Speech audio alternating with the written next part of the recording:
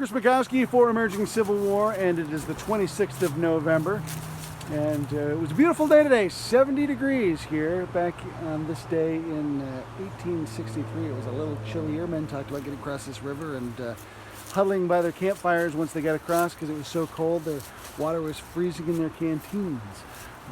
But always glad to be out here. It's the anniversary of the opening of the Mine Run campaign. On this date back in 1863, the Union Army kind of rumbled out of its camps around Brandy Station and Culpeper and started to cross the river. You can see my assistant back there, my battlefield buddy, Maxwell James. Maxwell, can you say hi? Say hi. It's like, hi. There he goes. We're out exploring the battlefield, aren't we? He's looking around, checking things out. I'm going to talk to you and make sure he doesn't fall in the river at the same time. There's a convenient cutaway that allows me to switch shots while I'm chasing after my child. I'm still talking to you.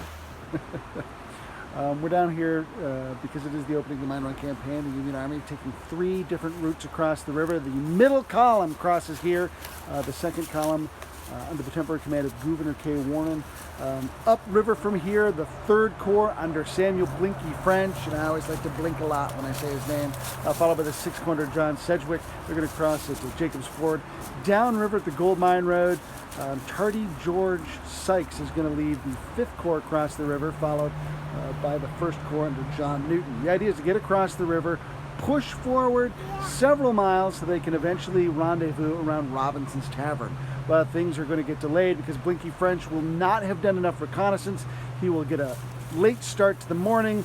He will delay things. His lead division under Henry Prince is slow getting across. They finally do. They take the wrong road, have to double back.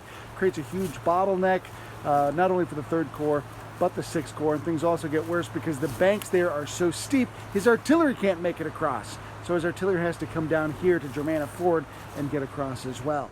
One of the cool things about being down here is you can see how steep the riverbanks still are today, and this wasn't even the steepest of the crossings. That was Jacobs Ford, where the 3rd and 6th Corps were crossing.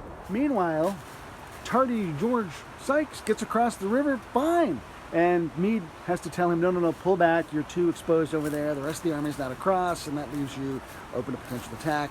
So Sykes has to then withdraw his 1st Division and then wait till he gets the okay, and then is able to finally cross the river again.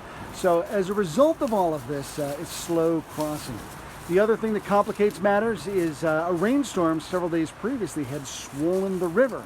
All of the bridges across were destroyed. Engineers knew that. They brought material to make some pontoon bridges, and when they got down to the river here and upriver at Jacobs Ford, they found themselves one pontoon too short to complete each of the bridges because the river had swollen up and widened the river, so they found themselves short of material. So they have to spin using some extra engineering, create some trestles, and finally get across. Some of the men here at Germanna Ford actually have to wade through. Water's chest high. They're carrying their rifles over their heads to make it through the chilly water and find themselves nearly frozen on the other side. This is a really harsh campaign on these Union soldiers because of the weather.